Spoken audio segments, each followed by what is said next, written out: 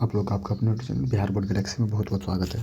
चलिए भैया, मैंने फिजिक्स का शॉर्ट नोट समझाना शुरू कर दिया और आज से अपना क्लास बिल्कुल शुरू हो गया पेड बैच में, विजेता बैच में। और उसी प्रकार मैंने क्लास प्रोवाइड कराना शुरू कर दिया और वीडियो प्रोवाइड कराना शुरू कर दिया है। तो मैंने बताया था कि आपको देखिए क्या क्या मिलेगा। 6 बजे एकदम मॉर्निंग में आपको फिजिक्स मिल जाएगा, वही 6 से 7 बजे के आसपास।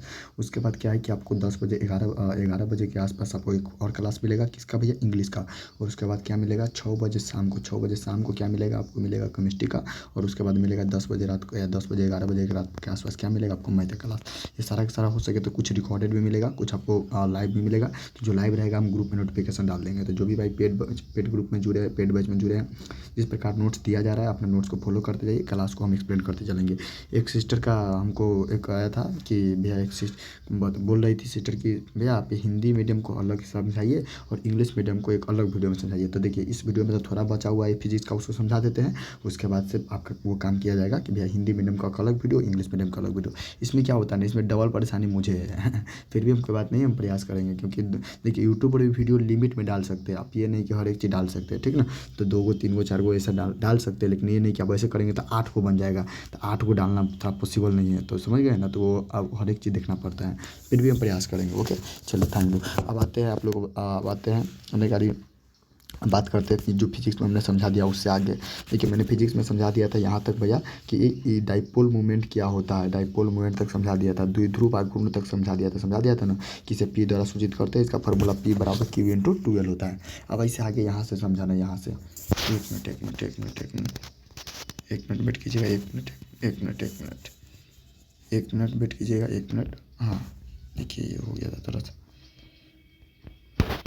आइए यहाँ पर 1 मिनट। चलिए, जो मैंने जहाँ से समझा दिया वहाँ से आगे समझाने का प्रयास कर रहे हैं, ठीक है।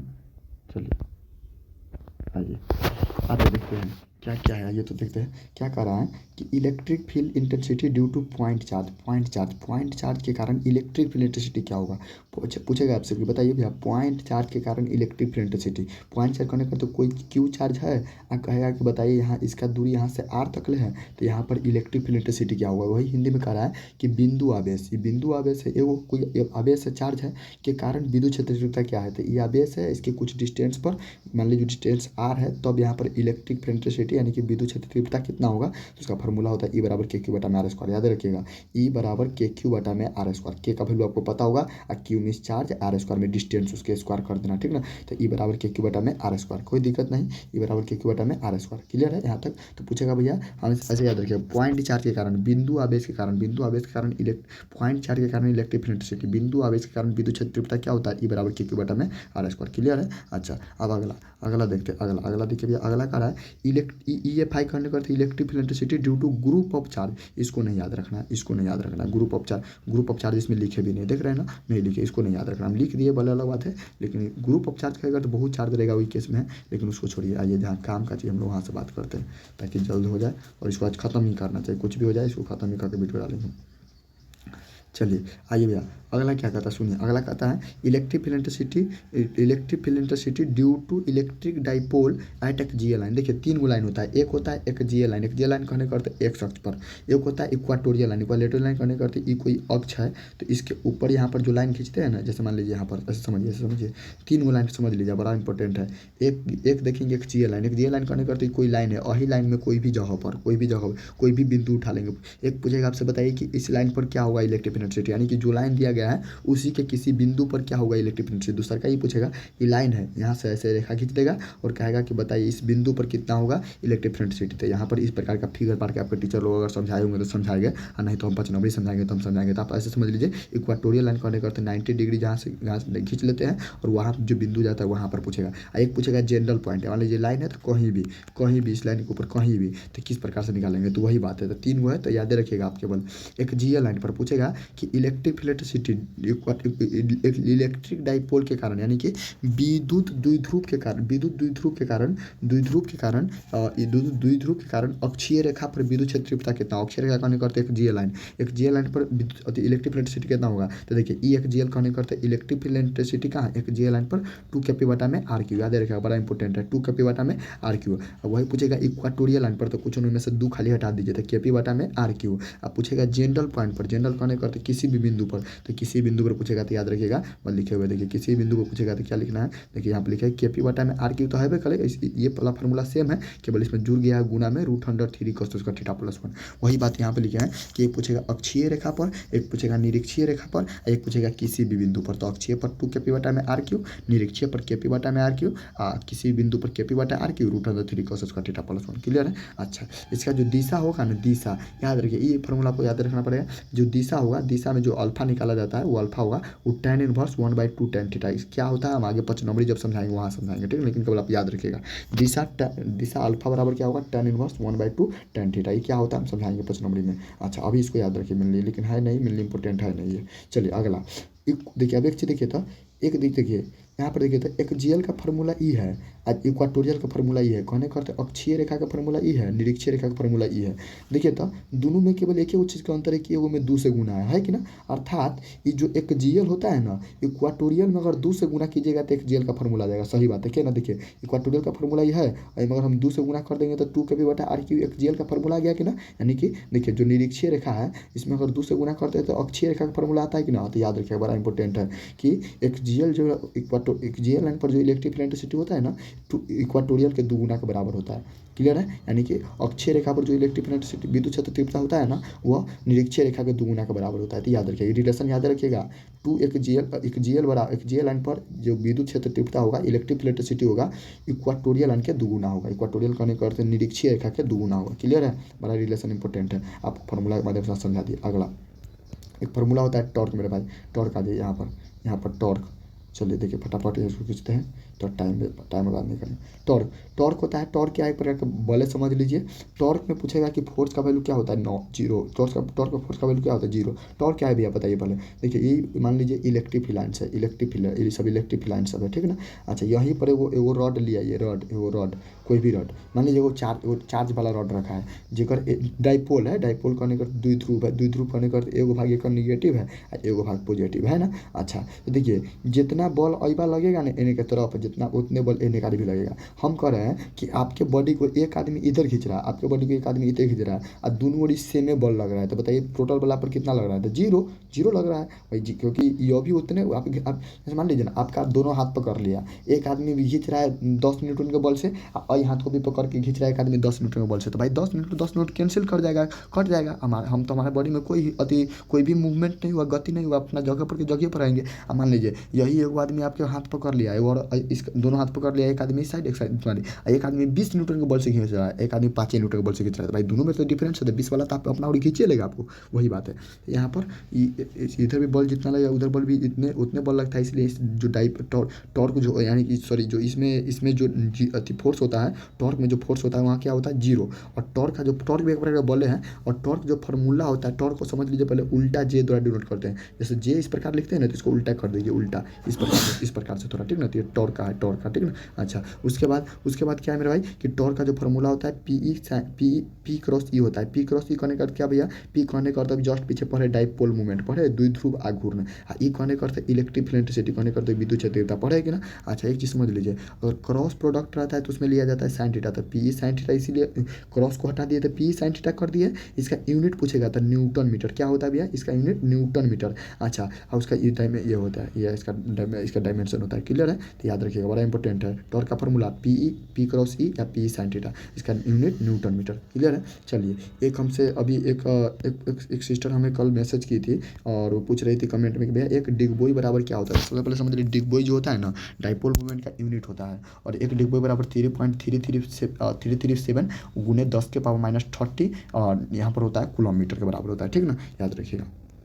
वो हम आगे इसमें लिखना मिस्टेक होती है, लेकिन हम प्रयास करेंगे कि ऐड कर दिया जाए। चलिए यहाँ तक तो कोई दिक्कत नहीं हुआ। चलिए इसको हम थोड़ा आगे इंक्रीज करते हैं। जितना चीज़ आपको ज़रूरी है वो जितना चीज़ कर उतने देख लीजिए आप आराम से। बस वही बात हिंदी में भी लिखे, वही हिंदी इंग्लिश इसमें कुछ नहीं है, एकदम दोनों बात बराबर है। इलेक्ट्रिक फ्लक्स विद्युत फ्लक्स क्या है, मैंने इसका 2 नंबरी भी समझाया। विद्युत फ्लक्स का मतलब क्या होता है भैया कि मान लीजिए आपका घर है, आपके घर कोई आया अंधाधुंध आपके घर से आपके घर पर तीर बरसाने का शुरू कर दिया।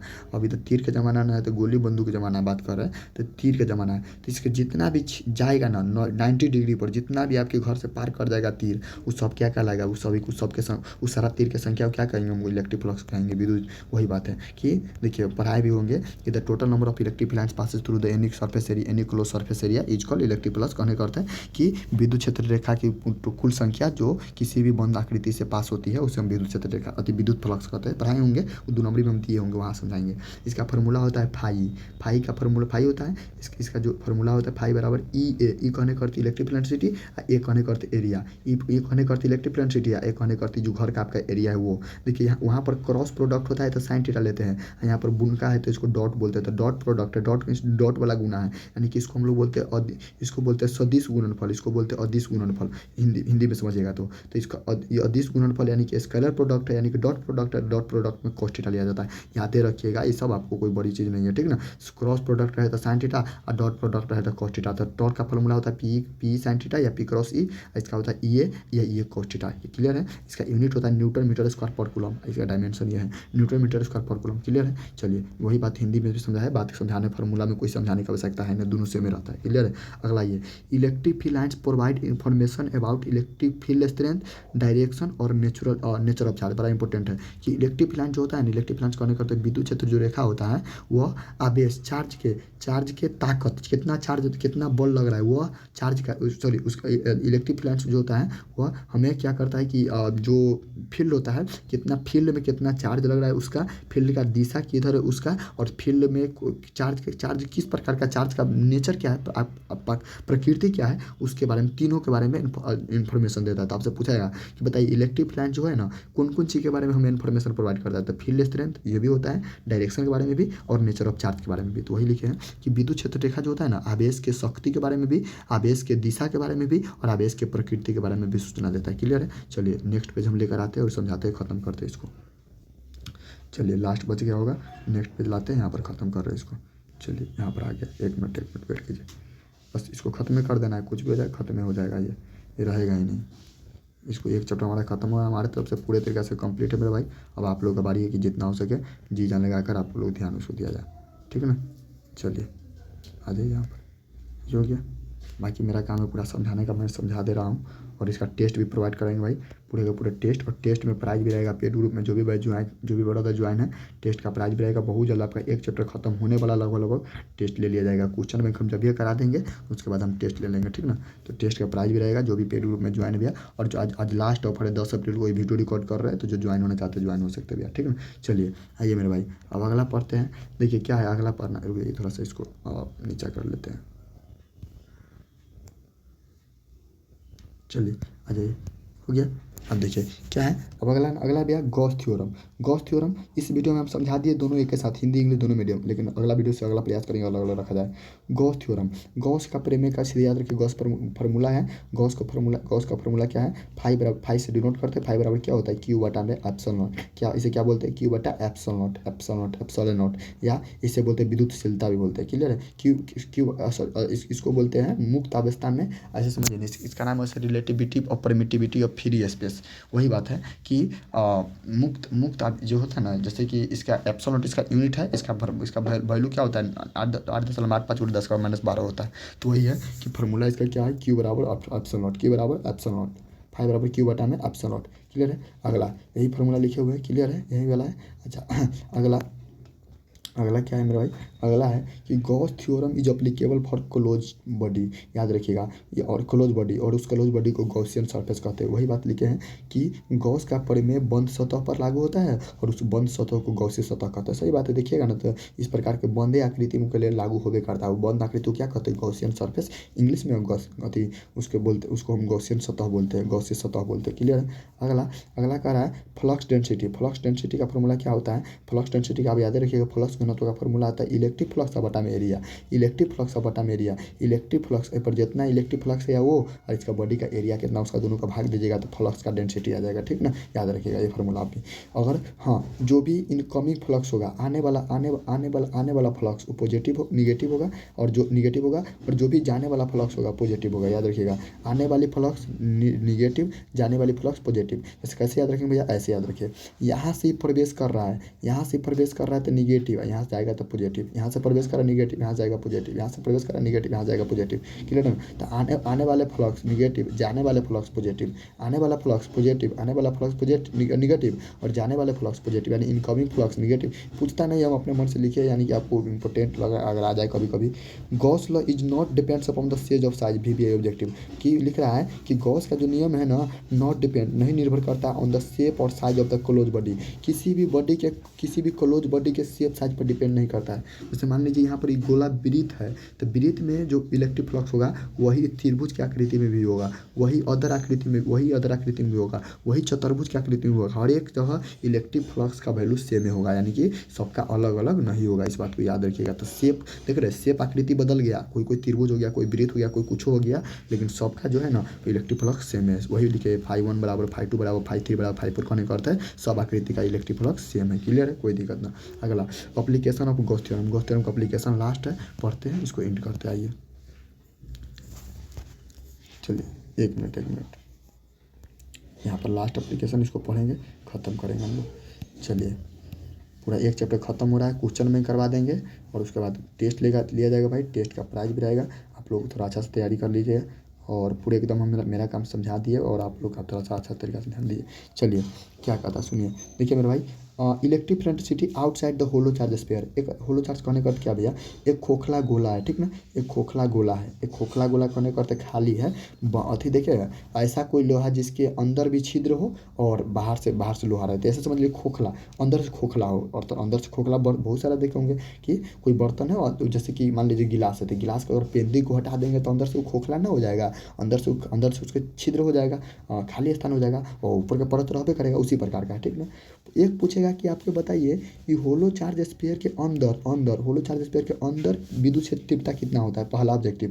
दूसरा का पूछेगा कि होलो चार्ज स्फीयर जो है ना, जो खोखला गोला है, इसके सरफेस पर कितना इलेक्ट्रिक इलेक्ट्रिसिटी होता है। तीसरा का पूछेगा कि इसके बाहर कितना होता है इलेक्ट्रिक इलेक्ट्रिसिटी, खोखला गोला के। तीन को पूछेगा, तो आप याद रखिए। सबसे पहले पूछेगा कि भैया आपके खोखला गोला के बताइए अंदर कितना इलेक्ट्रिक इलेक्ट्रिसिटी होता है, तो जीरो, यानी कि पूछेगा कि होलो चार्ज स्फीयर करने खोखला गोला के अंदर कितना होता है विद्युत क्षेत्र तीव्रता, जीरो। सुनिए इनसाइड बट कभी भी फिजिक्स में देखिएगा ना तो समझिएगा वहाँ पर 99% आंसर होगा जीरो का। कोई भी चीज़ के अंदर कुछ भी पूछेगा तो अधिकतर उसका आंसर जीरो होगा, 99% बोल रहे हैं, ठीक ना, 99% बोल रहे हैं। जैसे पूछेगा मान लीजिए वृत्त है तो कहेगा वृत्त का केंद्र तो अंदर में पड़ता है, तो अंदर पर इसका वैल्यू कितना होगा, जीरो। तो जब भी इनसाइड आ जाएगा या सेंटर आ जाएगा तो इससे बढ़ाएगा ना तो समझिएगा अंदर की बात कर रहा है, अंदर बात कर रहा है तो उसका वैल्यू होगा जीरो। तो वही लिखे हैं electric electricity inside the hollow charge sphere, अंदर क्या होगा, जीरो। वही लिखे हैं कि खोखला देखिए यहाँ पर खोखला लिखा गया, खोला लिखा गया, खोखला हुआ, खोखला, ठीक है, खोखला गोला के अंदर विद्युत क्षेत्र तीव्रता क्या होता है, जीरो। अब अगला चलते हैं, अगला समझते हैं, अगला क्या कहता है सुनिए। अगला याद रखिएगा, इसकी पूछेगा सरफेस पर, पूछे अब एक अंदर हो गया, पूछेगा सरफेस पर कितना होगा, ये तो अंदर हो गया था, ठीक ना, ये तो ऐसे मान लीजिए आकृति तो इसके अंदर तो जीरो हो गया। पूछेगा सरफेस पर, तो सरफेस पर पूछेगा तो सिग्मा बटा में एप्सिलॉन नॉट। वही लिखे हैं कि खोखला गोला के सतह पर, सतह कहने करते खोखला गोला के सतह पर तो कितना होगा, वही लिखे ऊपर देख लीजिए यहाँ पर, खोखला गोला पर या खोखला गोला के सतह पर सिग्मा बटा एप्सिलॉन नॉट। पूछेगा खोखला गोला के आउटसाइड में बाहर, खोखला गोला मान लीजिए खोखला गोला है तो इसके बाहर इलेक्ट्रिक इलेक्ट्रिसिटी कितना हुआ, तो ई बराबर के क्यू बटा आर स्क्वायर। ऐसा एक फॉर्मूला और पढ़े हैं कि विद्युत क्षेत्र तीव्रता बताइए बिंदु आवेश के कारण, कहने का अर्थ अभी जस्ट पढ़ के आए पॉइंट चार्ज के कारण इलेक्ट्रिक इलेक्ट्रिसिटी कितना होता है, तो इसका भी फॉर्मूला वही है, ठीक ना, अभी जस्ट पीछे हम लोग पढ़ के आए, तो ये भी याद रखिएगा। तो पूछेगा भैया बाहर तो के क्यू बटा आर स्क्वायर, सतह पर तो सिग्मा बटा एप्सिलॉन नॉट, पूछेगा कि अंदर तो जीरो। क्लियर है। हाँ पूछेगा मान लीजिए कोई सरफेस है, इसमें से पतला लाइन खींच लेंगे तो पूछेगा इस लाइन के कारण कितना होगा इलेक्ट्रिक इलेक्ट्रिसिटी, तो 2k लैम्डा बटा में आर, 2k लैम्डा बटा आर। तो पतला तार के कारण कितना होगा, देखिए सब याद रखना पड़ेगा आपको, 2k लैम्डा बटा में आर। ये पे पूछेगा कि मान लीजिए कोई सतह है, कोई चादर के तरह है, तब इसमें से अगर कोई तार गुजरा हुआ है, उस केस में इस तार पर कितना होगा इलेक्ट्रिक इलेक्ट्रिसिटी, सतह पर कितना होगा इलेक्ट्रिक इलेक्ट्रिसिटी, तो सिग्मा बटा में एप्सिलॉन नॉट। देखिए ये दोनों फॉर्मूला मिलता जुलता है, वो सिग्मा बटा में टू एप्सिलॉन नॉट है, एगो सिग्मा बटा एप्सिलॉन नॉट है। क्लियर है ना, देख लीजिए मिलता हुआ है। तो वही लिखे है कि पूछेगा पतली चादर शीट के कारण विद्युत क्षेत्र तीव्रता कितना होगा, सिग्मा बटा में 2 एप्सिलॉन नॉट। और एक याद रखिएगा, एक अति number of electron in 1 coulomb, एक कूलम में कितना इलेक्ट्रॉन होता है, तो 6.25 × 10⁻18। ये कहाँ से निकलता है, तो क्यू बराबर प्लस माइनस एन फार्मूला से निकलता है। कैसे भैया, क्योंकि ई का वैल्यू में पता रहता है, एन का वैल्यू निकालने रहता है, क्यू का वैल्यू 1 दिया रहता है। तो जब 1 बटा ई का वैल्यू क्या होता है, 1.6 × 10⁻−19 होता है ना, इससे भाग कीजिएगा ना, तो इसका आंसर आएगा यही 6.25 × 10⁻18। तो इतना इलेक्ट्रॉन होता है, ठीक है ना। तो आप केवल इसको याद रखिएगा, बाकी कुछ इसके अलावा याद रखने की आवश्यकता है नहीं। समझ में आ गया मेरे भाई कि खोखला बाहर क्या होता है, सतह पर क्या होता है, अंदर क्या होता है, पतला तार के कारण क्या होता है, शीट चार्ज शीट के कारण क्या होता है, सब चीज़ का वैल्यू यहाँ पर दिया हुआ है, आपको उसको याद रखिएगा। Okay, thank you. फिर अगले मिले अगले वीडियो में। सभी को जय हिंद, वंदे मातरम। इसी तरह क्लास आपको मिलता है।